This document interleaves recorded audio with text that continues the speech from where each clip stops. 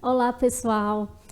Nesta aula, nós vamos ver um pouco sobre os desdobramentos que se deu em relação ao Segundo Império no Brasil. A gente vai aprender com essa aula a importância de compreender os movimentos históricos que foram importantes para o desenvolvimento social, geográfico do nosso país, como nós conhecemos hoje. Então, todo esse processo de organização administrativa que nós estudamos quando vimos a questão do Primeiro Império, quando vimos o processo de independência no Brasil, ele vai resultar com a tomada de poder pelo Dom Pedro II e, consequentemente, a movimentação que vai resultar com o processo da República posteriormente. Então, o nosso objeto de conhecimento vai buscar entender como se deu e como surge, como se desenvolve esse período que nós colocamos como Segundo Império. E isso é importante, como eu havia mencionado, porque a política, ela vai modificar a sociedade e essas modificações, elas vão influenciar não apenas aquela geração ou aquele momento em que está inserido, mas posteriormente. Tanto que, para a gente entender o Segundo Império, foi necessário a gente entender o primeiro, foi necessário a gente entender o processo de independência do Brasil, a chegada da família real. Para a gente entender o processo de proclamação da República no Brasil, a gente tem que entender toda essa trajetória que não começa lá em 1808, quando a família real portuguesa chega ao país, mas muito tempo antes, quando no processo de colonização os portugueses administram esse território onde hoje encontra-se o Brasil. Então, veja só, vamos para essa aula aprender um pouco mais sobre a história do nosso país, entender, por exemplo, que o segundo reinado ele pode ser caracterizado por fases, que através dessas fases é que a gente vai entender, porque falar só, segundo reinado, é muito pouco. A gente tem que entender que foi um momento que inicia-se em 1840 e vai até 1889. Mas, sim, como a história ela é muito longa, a gente vai pontuando. O que quer dizer pontuar? A gente vai trazendo questões que sejam mais absolutas para explicar o contexto geral. Então, inicialmente, a gente pode falar que a fase de consolidação do Segundo Império se dá quando Dom Pedro II ele consegue se estabelecer no poder. E após ele ser respeitado, ele ser ouvido, ele concilia as disputas políticas entre os grupos aqui no Brasil. Aí, vejam só, existiu durante o período regencial muitas disputas sobre o território. Então, quando o Dom Pedro II assume, eu acho que a principal imagem que se queria passar com aquilo era que teríamos um governante, um imperador brasileiro, e que isso iria corresponder aos interesses dessas elites que vivia disputando ou vivia divergindo enquanto qual seria a forma correta de governar. Então, o período regencial foi um período muito conturbado. Então, assim que o Dom Pedro II consolida-se enquanto um monarca, isso vai trazer um período de estabilidade com relação a disputas internas por território. O auge desse segundo reinado se dá de 1850 a 1870, quando Dom Pedro II, já à frente do poder, ele tem os seus posicionamentos respeitados, é uma figura reconhecida dentro da sua importância, mas vai passando-se o tempo e a imagem da monarquia ela vai declinando. Então a gente diz que a fase final do Segundo Império, o declínio, acontece de 1870 a 1889. Por quê? A gente pode citar vários fatores. O processo abolicionista que vinha se desencadeando, a Guerra do Paraguai, mas não apenas esse, né? As disputas entre poderes, a separação entre Estado e Igreja, tudo isso contribuiu para que esse fim fosse dado. E em 15 de novembro de 1889, a República fosse estabelecida e o Segundo Império acabasse no Brasil. Mas assim, eu pergunto a vocês, quem foi Dom Pedro II? Dom Pedro II, ele foi o primeiro e único monarca brasileiro. Ele subiu ao trono e após um período bastante conturbado na nossa história, que foi o período regencial, e ao assumir o trono, ele vai ter as pautas das elites locais como pontos principais para serem discutidos, atendidos dentro das suas necessidades. Mas essa figura do Dom Pedro II, muito mais do que ser uma figura simbólica, representativa, foi uma figura que marcou todo esse período. Por quê? Porque nesse momento a política, a economia vinha passando por mudanças. Lembram que a gente falou sobre revoluções que teve, revoltas, pensamentos liberais.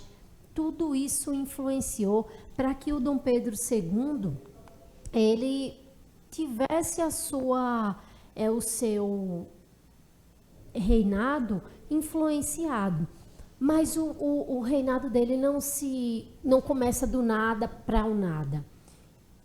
Chama-se esse período aí de início do seu reinado de golpe da maioridade. O golpe da maioridade, ele vai estabelecer que que Pedro de Alcântara ele assumisse o trono brasileiro, porque a lei previa que ele iria assumir apenas aos 18 anos. No entanto, os ministros conseguiram, através de negociações, antecipar essa maioridade para que ele pudesse ter o seu direito como monarca exercido. E isso, como eu disse a vocês, representa muita coisa, pessoal.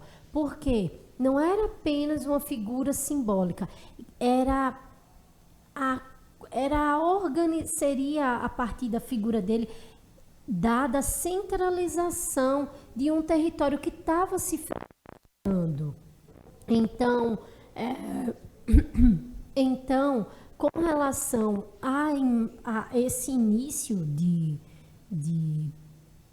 governo, esse início aí de monarquia, a gente pode falar que o Dom Pedro II ele representa os interesses da classe dominante naquele momento e por isso a política tinha que estabelecer uma figura que pudesse balizar, ou seja, responder aos interesses de quem estava no poder. E quem era? Nesse momento, no Brasil, o Partido Liberal e o Partido Conservador discutiam mesmo defendendo os interesses da própria classe, eles divergiam na alternância de quem estaria no poder. E com a imagem de um monarca que balizasse os interesses de quem estaria ali no contraponto do poder, isso aí, consequentemente, influenciou a forma como nas províncias estava assim, né, organizado o modo de governar. Então, a estabilidade que tanto se fala, a estabilidade territorial, política durante esse período, que tanto se fala, ela está ligada diretamente ao modo como Dom Pedro II conduziu essa política que favorecia a monarquia e que respondia aos interesses desses dois partidos que se alternavam no poder. Agora, vale salientar um detalhe. Se nós observarmos, o Dom Pedro II, ele vai assumir um trono, ou ele vai assumir uma monarquia que ela vem de uma estrutura econômica muito anterior a ele próprio, ou seja, tanto a economia escravocrata como a economia agrária, elas já existiam antes mesmo que ele existisse. No entanto, no momento em que ele assume, ele vai observar que há uma mudança na ordem global. Gente, a gente estuda história não para saber de datas, nem para compreendermos uma imagem de quem foi um Dom Pedro II, um Dom Pedro I apenas. A gente estuda história para compreender que é um movimento de ações que vai influenciar em determinados acontecimentos. Então, todo o processo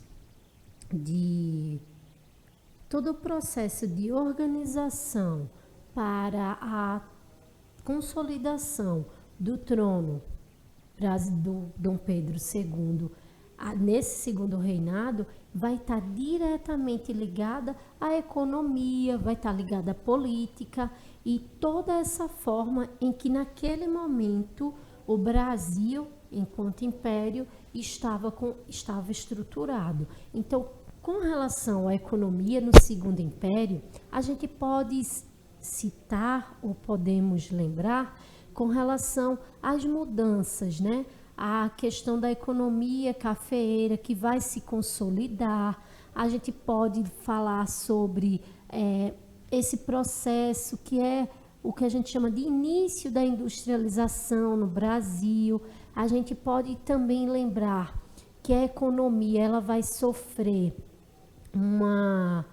ou ela vai passar por umas modificações com a chegada dos imigrantes aqui ao país para trabalhar nessas lavouras de café e também o deslocamento, porque o que é que acontece? Aí eu queria que você abrisse aqui a câmera para mim para a gente discutir. Vejam só. Hoje a gente observa que existe muitas formas de xenofobia, de racismo. E para a gente entender o que acontece hoje, é necessário a gente compreender que advém desse período aqui. Quando você fala, por exemplo, de um Nordeste não desenvolvido, de um Nordeste pobre, você está intimamente ligando a ideia de um Nordeste agrário. Nesse momento, a economia do Segundo Império ela vai se deslocar para o sul e o sudeste do Brasil. E essa organização econômica e política vai deixar de lado o Nordeste açucareiro, o Nordeste algodoeiro, do algodão.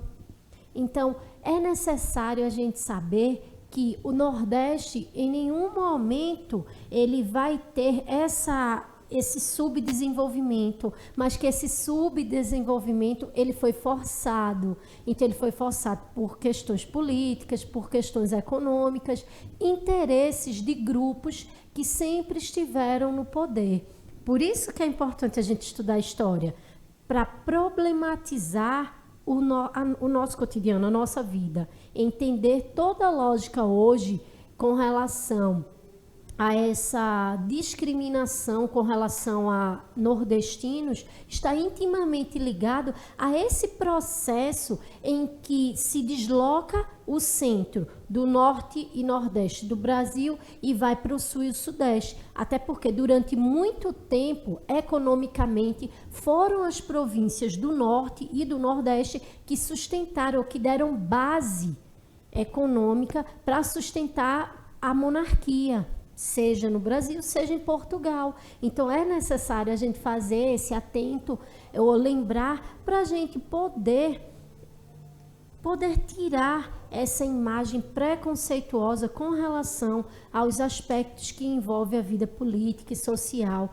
aqui na nossa região. Então, mesmo dizendo que sabendo, ou a gente lendo que o período do Segundo Reinado foi um período relativamente pacífico, estável, a gente sabe que aconteceram ainda, ou durante ele ainda se desenrolaram algumas revoltas, como aqui em Pernambuco a Revolução Praieira, que não começa no Segundo Reinado, mas termina nele. A revolta dos muques no Rio Grande do Sul, a revolta dos quebra-quilos, aqui na região Nordeste, Bahia, Pernambuco, Ceará. Tudo isso vai mostrar para a gente a insatisfação que se tinha, além de que as mudanças que aquela sociedade reivindicava e faziam revoltas para cobrar, ela se dava em diversas áreas. Aí na imagem vocês podem ver a Princesa Isabel, tem outros abolicionistas. Por quê? Porque o Segundo Reinado também foi um momento de disputa, de organização social e econômica. Então, muito se falava sobre o abolicionismo e a importância de uma sociedade livre, uma sociedade com ideias liberais que organizasse a sua economia com base na mão de obra livre. Então, as mudanças nesse Segundo Reinado, elas vão sendo desencadeadas e vai ter outros fatores que vão contribuir para que esse Segundo Reinado vá tendo uma imagem desgastada e chegue ao seu fim. A gente pode citar, como citamos vários exemplos, mas podemos também lembrar sobre a Guerra do Paraguai, que é um dos principais fatores que vai contribuir para o declínio final aí onde essa monarquia sai totalmente enfraquecida, porque com a Guerra do Paraguai, aí vocês podem observar a imagem de Dom Pedro II, o líder brasileiro, e o Solano Lopes, o líder paraguaio. Com essa vitória, a imagem do Brasil vai sair desgastada, porque além das mortes, teve a questão da economia que saiu enfraquecida, pelos gastos que se teve com esse conflito, para manter um conflito de 5 anos. Então, observem que foi uma confluência de vários fatores para que o Segundo Reinado encaminhasse para o fim. Por isso que a gente diz que a fase final do Segundo Império, ou a crise, era já quando a monarquia não conseguia mais corresponder aos interesses de quem estava no poder, não poderia mais consolidar as suas reivindicações, e tudo isso vai resultar num processo que nós conhecemos, que é a proclamação da República em 15 de novembro de 1889. Dito isto, eu queria chamar a atenção de vocês para uma questão, ou para a questão seguinte. O Segundo Império no Brasil, ele é um dos momentos mais complexos de entendermos como o nosso país ele se consolida enquanto nação. Então, é necessário que compreendamos que o Segundo Império é, sobretudo, uma continuidade de um processo histórico que inicia-se não apenas em 1888 com a chegada da família real, mas a partir de uma série de fatores anteriores, desde a chegada dos primeiros portugueses. E ele vai finalizar, e o seu término, ele não vai finalizar ali com a expulsão da família real em 1889, não. Ele vai ainda ter continuidade, porque se hoje nós temos uma república administrativa, se nós temos uma organização administrativa dos estados, como nós conhecemos, se dá em decorrência do processo que desencadeou o fim daquele ciclo, mas que não acaba totalmente, porque a história da forma como a gente estuda não é um conto de fadas. A história, ela tem uma continuidade para além do que aqueles pontos. Concluí a minha leitura sobre o Segundo Império. Acabou o Segundo Império aqui. No outro dia, todo mundo já estava entendendo que estava numa república. Não. O processo de organização do Estado, nação, ele se dá e ainda hoje se arrasta. Ele se consolida institucionalmente, do ponto de vista de documentos, mas ele passa por um longo processo. Quer que eu dê um exemplo para vocês? Vejam só. A República, ela é consolidada em 1889, né? Proclamada. Por quem? Pelas mesmas pessoas que estavam no exército e que foram lá reivindicar lá na Guerra do Paraguai, atuaram naquele conflito e agora defendiam o interesse republicano. Então, essa república que vai se iniciar, ela vai ter uma característica dos outros períodos que a antecederam. Por quê? Porque o próprio Segundo Reinado inicia-se com um golpe, o primeiro reinado inicia-se com a tomada de poder para que mantivesse os interesses portugueses. Então, quando você vai observar, em síntese, não há uma quebra, não há uma finalização total ali. Há uma continuidade, só que com uma roupagem diferente. Não é como numa novela, num filme, que a gente vê a história. Vamos ver a história de Dom Pedro II. Ela começa, finaliza aqui com a sua morte. Ótimo. Mas na história não. Todos os processos políticos, eles são influenciados e sofrem influências também.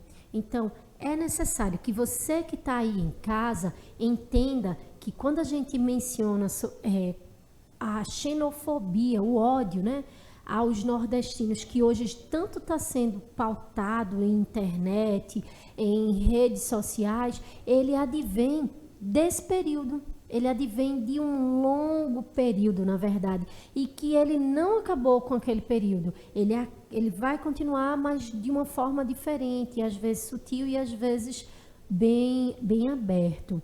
E por isso que é importante a gente entender a história, para ter essa lógica com relação ao processo do presente que está cheio de passado envolvido. Então, por isso, pessoal, eu quero agradecer a vocês por esse momento. Dizer que em outro momento a gente se encontra para discutir sobre história, para entender os processos históricos e saber que a história ela é muito importante para a nossa formação humana, sobretudo. Até mais!